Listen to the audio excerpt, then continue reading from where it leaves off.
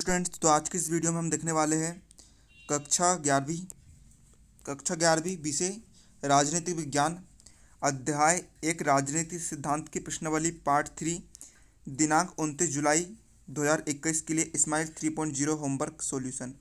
तो आज के इस वीडियो में जो आपको स्माइल 3.0 होमवर्क का जो क्वेश्चन है उसके सारे सॉल्यूशन हम देखने वाले हैं राजनीतिक विज्ञान के। तो वीडियो को अंत तक देखिएगा और ध्यान लगा समझिएगा। तो देखिए बच्चों, यहाँ पर हमारा पहला क्वेश्चन क्या कह रहा है, तो आप इस वीडियो के नीचे जो लाइक बटन दिख रहा है आप उससे अभी दबा दीजिए। तो देखिए बच्चों, पहला आपको क्वेश्चन दिख रहा है राजनीति क्या है। तो देखिए हम समझते हैं राजनीति किसी थे। देखिए राजनीति जो है दो शब्दों का एक समूह है ना। राजनीति किस किस शब्दों से मिलकर बनी है? राजनीति राज धन नीति शब्दों से मिलकर बनी है। राज का अर्थ क्या होता है? किसी पर शासन करना, है ना, किसी पर शासन करना, राज करना। और नीति यानी योजना, है ना, प्लानिंग, किसी प्लानिंग या फिर नीति के द्वारा किसी पर शासन करना, किसी पर हुक्म चलाना या फिर विशेष उद्देश्य को प्राप्त करना राजनीति कहलाती है।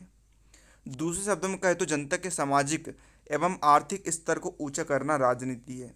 लेकिन आज के ज़माने में बिल्कुल विपरीत हो गया है। नागरिक स्तर पर, व्यक्तिगत या स्तर पर कोई विशेष प्रकार का सिद्धांत एवं व्यवहार राजनीति कहलाती है। तो आपका पहले क्वेश्चन का आंसर हो गया राजनीति किसे कहते हैं? नीति के द्वारा शासन करना राजनीति कहलाता है।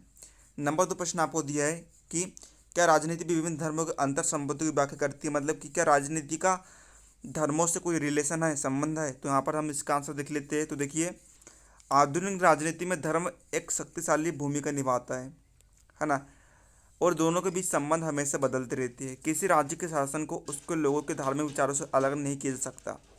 जो किसी देश के नेता और सांसदों को प्रभावित करते कानून समाज का दर्पण है। आज के समय में आप देख रहे हो जो भी राजनीति है सब धर्मों के आधार पर खेली जा रही है। तो ये धर्म जो है राजनीति में महत्वपूर्ण भूमिका निभा रहा है। धर्म के आधार पर चुनाव लड़े जा रहे हैं, जाति को ध्यान में रखते हुए चुनावों को लड़ा जा रहा है। आज के समय में जो राजनीति में धर्म एक बहुत महत्वपूर्ण भूमिका निभा रहा है। तो ये आपके दूसरे क्वेश्चन का आंसर हो गया। नंबर 3 हम क्वेश्चन देखते हैं, लोकतंत्र के सफल संचालन के लिए क्या आवश्यक है। तो देखिए बच्चों, यहाँ पर देखिए क्या आवश्यक है। देखिए पहला पॉइंट हम देखते हैं, शिक्षित और सचेत नागरिक राजनीति करने वाले जनता को जनताभिमुख बना देते हैं, है ना। यदि नागरिक जो है जागरूक रहे, यदि व्यक्ति जनता जो है जागरूक रहे तो, है ना, वे किसी की चलने नहीं देते हैं। दूसरा, यदि जागरूक नागरिक राजनेता को दर बदल करते, झूठे वादे और बढ़ चढ़े दावे करते, विभिन्न तबकों से जोड़ तोड़ करते, निजी या सामूहिक स्वार्थों में निष्ठुरता से रत और घृणित रूप में हिंसा पर उतारू होता दिखते हैं, तो वे विभिन्न सार्वजनिक मंच का प्रयोग करके उन्हें चुनौती दे सकते हैं। नंबर 3 हम देखते हैं, जागरूक नागरिक जब सरकार की नीतियों से असहमत होते हैं तो वे विरोध करते हैं और वर्तमान कानून को बदलने के लिए अथवा नए कानूनों और विनियमों को लागू करवाने के लिए अपनी सरकारों को राजी करने हेतु प्रदर्शन आयोजित करते हैं।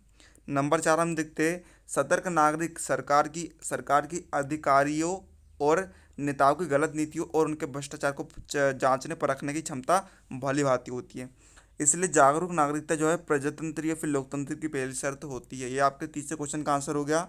अब हम देखते हैं यहाँ पर चौथा क्वेश्चन हम क्या कह रहा है कि राजनीति सिद्धांत का अध्ययन हमारे लिए क्यों आवश्यक है। तो देखिए बच्चों, इसका आंसर हम देखते हैं।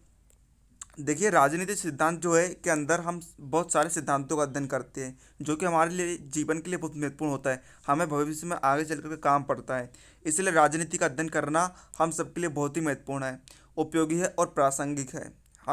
हम इसका कहीं भी उपयोग कर सकते हैं, क्योंकि राजनीतिक सिद्धांतों का अध्ययन करने से हमें स्वतंत्रता, समानता, न्याय, लोकतंत्र, इन सभी अवधारणाओं की जानकारी प्राप्त होती है। तो ये आपके आज के होमवर्क का सलूशन। उम्मीद है आपको वीडियो हेल्पफुल लगा, तो वीडियो को लाइक कर दीजिएगा। साथ ही में चैनल पर नए, चैनल सब्सक्राइब कर लीजिएगा, क्योंकि हम आपके लिए वर्कशीट का सबसे पहले सलूशन लाते हैं। तो मिलते हैं अगले वीडियो, तब तक के लिए जय हिंद, जय भारत।